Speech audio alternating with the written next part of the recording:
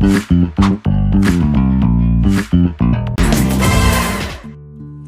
Guys, അപ്പോൾ SR simple വ്ളോഗ്സിൻ്റെ മറ്റൊരു എപ്പിസോഡിലേക്ക് എല്ലാവർക്കും സ്വാഗതം. ഇന്ന് നമ്മൾ ഒരു കോട്ടയം സ്റ്റൈൽ മീൻകറിയും കപ്പ പുഴുക്കുമാണ് കേട്ടോ ഉണ്ടാക്കാൻ പോണത്. അതിന് വേണ്ടിയിട്ട് ഞാൻ അതിനകത്തേക്ക് ആവശ്യമുള്ള മീനും കുറച്ച് കൊച്ചുള്ളിയും വേപ്പില, പിന്നെ അതിനകത്തേക്ക് ആവശ്യമുള്ള മസാലകൾ കാശ്മീരി ചില്ലി, മല്ലിപ്പൊടി, മഞ്ഞൾപ്പൊടി, ഇത്രയും സാധനങ്ങൾ എടുത്തിട്ടുണ്ട്. കൂടെ തന്നെ നമുക്ക് ആവശ്യമുള്ള കപ്പയും കൂടെ എടുത്തിട്ടുണ്ട് കേട്ടോ. അതിനുശേഷം നമുക്ക് ഒരു ചട്ടി അടുപ്പത്ത് വയ്ക്കാം. ചട്ടി ചൂടാക്കി കഴിയുമ്പം വെളിച്ചെണ്ണ ഒഴിച്ചിട്ട് കുറച്ച് കടുകും ഉലുവയും കൂടെ നമുക്ക് ചേർത്ത് കൊടുക്കാം. ഇത്രയും മീനാണ് കേട്ടോ ഞാൻ എടുത്തേക്കണേ. ഇത് കുറച്ചധികം മീനുണ്ട്. ഇത്രയും നമ്മൾ കറിക്കൊന്നും എടുക്കില്ല. കുറച്ച് നമ്മൾ കറിയാക്കിയിട്ട് പിന്നെ കുറച്ച് സേവ് ചെയ്ത് വറുക്കാൻ വേണ്ടി എടുത്ത് വെക്കാനാണ് കേട്ടോ. പിന്നെ ഒരു തക്കാളി ഞാൻ അരച്ച് പേസ്റ്റ് ആക്കിയിട്ട് ചേർക്കുന്നത് കേട്ടോ. അതിൻ്റെ ഫ്രീസറിൽ വെച്ചുകൊണ്ട് അതിൻ്റെ സ്കിൻ ഓൾറെഡി പീൽ ചെയ്യാൻ ഭയങ്കര ഈസി ആയിരുന്നു.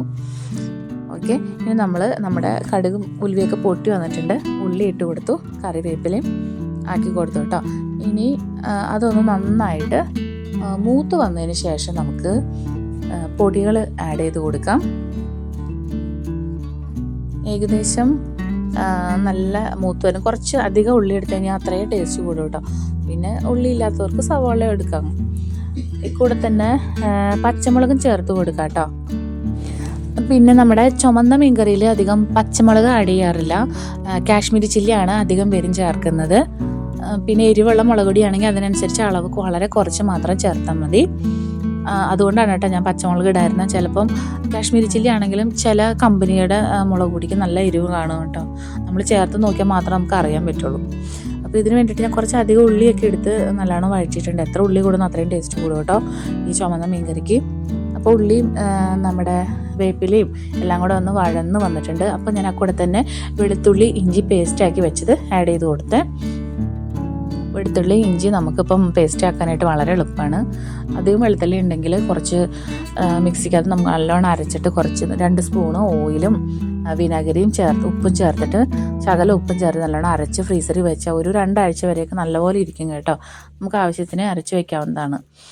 അപ്പം ഞാൻ അതുപോലെ വെച്ചാണ് കേട്ടോ നമ്മുടെ വെളുത്തുള്ളി ഇഞ്ചി പേസ്റ്റാണ്. അതിനുശേഷം നമ്മുടെ മസാലപ്പൊടികളെല്ലാം ഞാൻ ഇട്ട് കൊടുക്കുന്നുണ്ട്. മസാല എന്ന് പറയണത് മുളക് പൊടിയും മഞ്ഞൾപ്പൊടിയും മല്ലിപ്പൊടിയും ശകലം മല്ലിപ്പൊടിയും കൂടെ ചേർത്ത് കൊടുക്കുക. കാശ്മീരി ചില്ലിയാണ് കേട്ടോ എടുത്തേക്കുന്നത്. അപ്പം നല്ലൊരു റെഡ് കളർ വരും. ഇത് ഇങ്ങനെ മൂത്ത് നല്ലോണം ഒരുവിധം ആയി കഴിയുമ്പോഴത്തേനും നമുക്ക് അരച്ച് വെച്ചിരിക്കണം നമ്മുടെ ടൊമാറ്റോ പേസ്റ്റ് ആഡ് ചെയ്ത് കൊടുക്കാം. അധികം ഡ്രൈ ആവാൻ നിൽക്കണം കേട്ടോ. കാശ്മീരി ചില്ലിയൊക്കെ എന്ന് പറയുമ്പോൾ ഡ്രൈ ഒന്ന് അടുക്കി പിടിച്ച് നല്ല കയ്പ്പായിരിക്കും. എനിക്കിങ്ങനെ പലപ്പോഴും അബദ്ധം പറ്റിയിട്ടുണ്ട് കേട്ടോ. നല്ലതായിട്ട് മുരിയാൻ നമ്മൾ നിൽക്കും. പക്ഷെ മുരിഞ്ഞ് മുളക് പൊടി ശകലം ഒന്ന് അടുക്കി പിടിച്ചാൽ തന്നെ നമുക്ക് മനസ്സിലാവും അത് ഭയങ്കര ഒരു കയ്പ്പ് പോലെ വരും. അപ്പോൾ അത് ഞാൻ തക്കാളി പേസ്റ്റ് ആഡ് ചെയ്ത് കൊടുക്കുന്നു. തക്കാളി നന്നായിട്ട് പേസ്റ്റ് പോലെ ഞാൻ ആഡ് ചെയ്ത് കൊടുക്കുന്നുണ്ട്. ഓൾറെഡി ഫ്രിഡ്ജിലിരുന്ന തക്കാളി ആയതുകൊണ്ട് സ്കിൻ പീൽ ചെയ്യാൻ ഭയങ്കര ഈസി ആയിരുന്നു. പെട്ടെന്ന് തന്നെ ഫ്രീസറിൽ വെച്ചാൽ മതി, പെട്ടെന്ന് കിട്ടും. അപ്പോൾ ഞാൻ എപ്പോഴും മേടിക്കുമ്പോൾ തക്കാളി ഒരു പകുതി എടുത്ത് ഫ്രീസറിൽ വെക്കും. കാരണം എനിക്ക് ഇങ്ങനത്തെയുള്ള ഓരോ കറികളൊക്കെ ഉണ്ടാക്കുമ്പോഴത്തേനും ഈസി ആവാൻ വേണ്ടിയിട്ട്. അല്ലെങ്കിൽ പിന്നെ ബോയിൽ ചെയ്ത് അടപ്പത്ത് വെച്ച് അതിൻ്റെ സ്കിൻ ഇളക്കി മാറ്റി അതിനേലും എളുപ്പം ഞാൻ നോക്കിയപ്പോൾ ഫ്രീസറിൽ വെക്കുന്നതെന്ന് തോന്നി. നല്ലൊരു പേസ്റ്റ് പരുവായിട്ടുണ്ടേ നമ്മുടെ മസാലകൾ. നല്ലതായിട്ട് ഞാൻ ഇളക്കി കൊടുക്കുന്നുണ്ട്. ഒരു എണ്ണ തെളിഞ്ഞു വരുന്ന പരുവാകുമ്പോഴത്തേനും നമുക്ക് നമ്മുടെ കുറച്ച് വെള്ളവും കുടപ്പുളിയും കൂടെ ചേർത്ത് കൊടുക്കുക കേട്ടോ. ഓൾറെഡി തക്കാളി ആഡ് ചെയ്തുകൊണ്ട് ഒരുവിധം പുളി ആയിട്ടുണ്ട്. അപ്പോൾ അതിനനുസരിച്ചിട്ട് വേണം കുടപ്പുളി നമ്മൾ എടുക്കാൻ വേണ്ടിയിട്ട്. പിന്നെ ഇടയ്ക്ക് നമ്മൾ ഒന്ന് വെള്ളം തിളച്ച് വരുമ്പോഴത്തേനും നല്ല പുളിയാണെങ്കിൽ ആ കുടപ്പുളി അങ്ങ് എടുത്ത് മാറ്റിയാൽ മതി. മീനൊരു പകുതി വെന്ത് കഴിയുമ്പോഴത്തേനും. അപ്പം നമ്മുടെ നല്ലതായിട്ട് പേസ്റ്റ് പോലെ നല്ല ഇതായിട്ട് വന്നിട്ടുണ്ട് പേസ്റ്റ്. ഇനി നമുക്ക് കുടപ്പുളിയും വെള്ളവും കൂടെ ആഡ് ചെയ്ത് കൊടുക്കാം. ഇതൊന്ന് തിളച്ച് കഴിഞ്ഞതിന് ശേഷം നമുക്ക് അല്ലെങ്കിൽ ഇപ്പം തന്നെ ആവശ്യമുള്ള വെള്ളം ഒഴിക്കാം കേട്ടോ. അപ്പം ഞാനിതൊന്ന് പതിയെ പെട്ടെന്ന് തിളയ്ക്കാൻ വേണ്ടിയിട്ട് കുറച്ച് വെള്ളം ഒഴിച്ചിട്ട് കെറ്റിലിൽ ഓൾറെഡി ഞാൻ ചൂടുവെള്ളം ആക്കി വെച്ചിട്ടുണ്ട്. അപ്പം എപ്പോഴും ചേർക്കുമ്പോൾ നമ്മൾ പച്ചവെള്ളത്തിനേക്കാൾ അധികം ചൂടുവെള്ളം ചേർത്ത് കൊടുക്കുന്നതായിരിക്കും നല്ലത്. കൂടെ തന്നെ ഉപ്പും കൂടെ ആഡ് ചെയ്ത് കൊടുത്തു. അപ്പോൾ അത് നമുക്കൊന്ന് തിളച്ച് വരട്ടെ. പിന്നെ ഞാൻ കെറ്റിലും തിളപ്പിച്ച വെള്ളമാണ് ഞാൻ ചേർത്ത് കൊടുക്കുന്നത്. അപ്പം അധികം പച്ച വെള്ളത്തിൻ്റെ ചുവ വരത്തില്ല, പെട്ടെന്ന് തന്നെ ആവുകയും ചെയ്യും. അല്ലെങ്കിൽ പിന്നെ നമ്മൾ തിളച്ച് വരാൻ വേണ്ടി വെയിറ്റ് ചെയ്യണം. അതൊക്കെ അവനവൻ്റെ സൗകര്യം പോലെ, സമയം ഉണ്ടെങ്കിൽ നമ്മൾ അങ്ങനെ ചെയ്യുന്നത്. അതൊക്കെ അവനവൻ്റെ ഇഷ്ടം പോലെ ചെയ്തോളൂ കേട്ടോ. ഓക്കെ, അപ്പോൾ ഞാൻ തിളച്ച് വന്ന് മീൻ ആഡ് ചെയ്തു. ആവശ്യത്തിനുള്ള മീൻ മാത്രം എടുത്തു.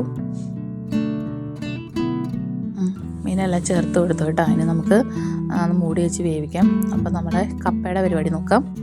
കപ്പ നന്നായിട്ട് ഞാൻ കഴുകി എടുക്കുന്നുണ്ട് കേട്ടോ. ഇത് സാധാരണ നമ്മുടെ പറിച്ച് അപ്പം തന്നെ എടുക്കുന്ന കപ്പയല്ല കേട്ടോ. ഇത് ഫ്രീസ് ചെയ്ത കപ്പയാണ്. നമുക്ക് ഇവിടെ അങ്ങനത്തെ കപ്പ ആയിരിക്കും നല്ലത്. എപ്പോഴും മറ്റേ കപ്പ മേടിച്ച് കഴിയുമ്പോഴത്തേനും നമ്മൾ 2 കിലോ കപ്പ വാങ്ങുകയാണെങ്കിൽ 1 കിലോ ബ്ലൂ കളറൊക്കെ ആയിട്ട് കേടൊക്കെ ആയിട്ട് അത് കളയും. പിന്നെ അതുമല്ല വേവിച്ച് കഴിയുമ്പോഴത്തേനും ഭയങ്കര ടൈറ്റായിരിക്കും. പക്ഷേ എപ്പോഴും ഫ്രോസൺ കപ്പയാണ് എനിക്ക് ഇച്ചിരി കൂടെ ഇവിടെ നന്നായിട്ട് തോന്നിയത് കേട്ടോ. ഇവിടെ എന്ന് പറയുമ്പോൾ നമ്മളിപ്പോൾ ഒമാനിലാണുള്ളത് കേട്ടോ. അതുകൊണ്ടാണ്. ഇപ്പം ബാക്കിയുള്ള മീൻ ഞാൻ ഫ്രീസറിൽ വെക്കുന്നുണ്ട്.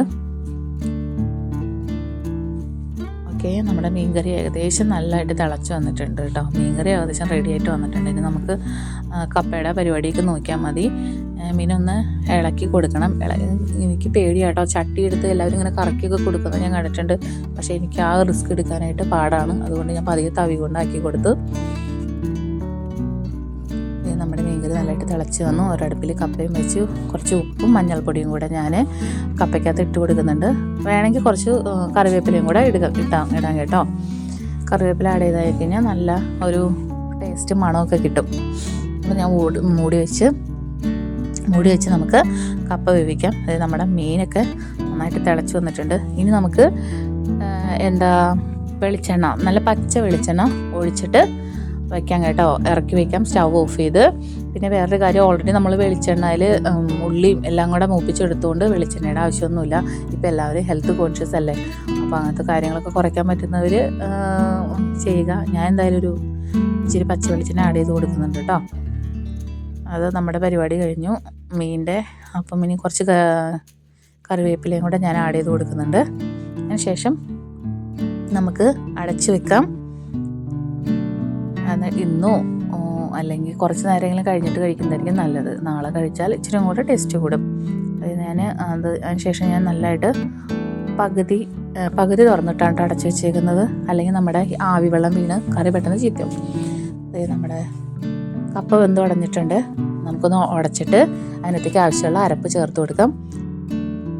അരപ്പിനായിട്ട് ഞാൻ കുറച്ച് തേങ്ങായും പച്ചമുളകും കറിവേപ്പിലയും ജീരകവും കുറച്ച് കുരുമുളകും കൂടെ ചേർത്ത് ഒന്ന് ചതച്ചെടുക്കുന്നുണ്ട്. ഒതുക്കി വേണം, മിക്സി ഓപ്പോസിറ്റ് സൈഡിലോട്ട് കറക്കി കഴിഞ്ഞാൽ അതുപോലെ കിട്ടും കേട്ടോ. അപ്പം ഇതുപോലെ നമ്മളെടുത്തിട്ടുണ്ട്. പിന്നെ നമ്മുടെ കപ്പയിലോട്ട് ഉടച്ച് ചേർക്കുക. ഇതെല്ലാം കൂടെ നന്നായിട്ടൊന്ന് സ്മാഷ് ചെയ്ത് കപ്പയെ ഉടച്ചെടുത്ത് ഇതും കൂടെ ആക്കാം. പിന്നെ ഒന്ന് ചെറുതീയിൽ അടുപ്പത്ത് വെക്കാം. കുറച്ചൊന്ന് ബോയിലാകുമ്പത്തിന് ആ പച്ചച്ചുവയൊക്കെ അരപ്പിൻ്റെ മാറി കിട്ടും. അതിനുശേഷം നമുക്ക് ഇത് കപ്പ ഇറക്കി വെച്ചിട്ട് കുറച്ച് കറിവേപ്പിലയും കടുകും കൂടെ താളിച്ച് കൊടുക്കാം. വേണമെങ്കിൽ ഉണക്കമുളകും കൂടെ ചേർക്കാം കേട്ടോ. ഉണക്കമുളകും കൂടെ ഞാൻ ചേർക്കുന്നില്ല. പച്ചമുളകും എല്ലാം കൂടെ ആകുമ്പോൾ ആ കൂടെ ചിലപ്പോൾ എരിഞ്ഞാലോ. കുട്ടികൾക്ക് കൊടുക്കാനുള്ളതുകൊണ്ട് കടുകും കറിവേപ്പിലയും മാത്രം വെളിച്ചെണ്ണയിൽ മൂപ്പിച്ചൊന്ന് ഒഴിക്കുന്നുണ്ട്.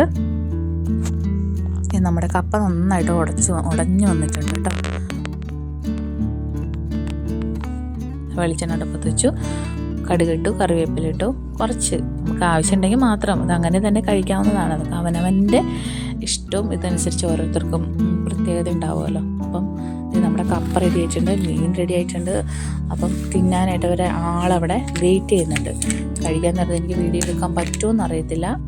കഴിച്ചുകൊണ്ടിരിക്കുമ്പോൾ ഡിസ്റ്റർബ് ചെയ്തിരുന്നത് എന്നോട് പണ്ടേ പറഞ്ഞിട്ടുള്ളതാണ്. അപ്പം നമ്മൾ കഴിക്കാനൊക്കെ ഇരിക്കുന്നുണ്ട്. മുഖമൊന്നും എടുക്കാൻ സമ്മതിക്കില്ല. എന്നിരുന്നാലും എൻ്റെ ഒരു മെൻ്റൽ സാറ്റിസ്ഫാക്ഷന് വേണ്ടിയിട്ട് ഞാൻ ഇത്രയെങ്കിലും വീഡിയോ എടുത്തു.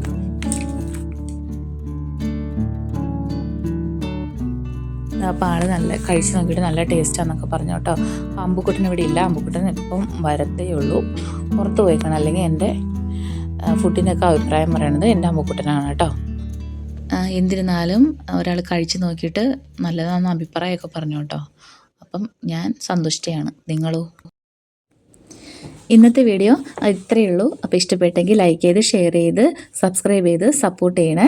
ഇത് കോട്ടയം സ്റ്റൈലാണെങ്കിൽ ഇനി നമ്മൾ അങ്കമാലി സ്റ്റൈലുള്ള ഡിഷസുമായിട്ട് വരുന്നതായിരിക്കും. അപ്പം till then take care, bye bye. അപ്പോൾ അടുത്ത വീഡിയോ ആയിട്ട് വീണ്ടും കാണാം. Thanks for watching.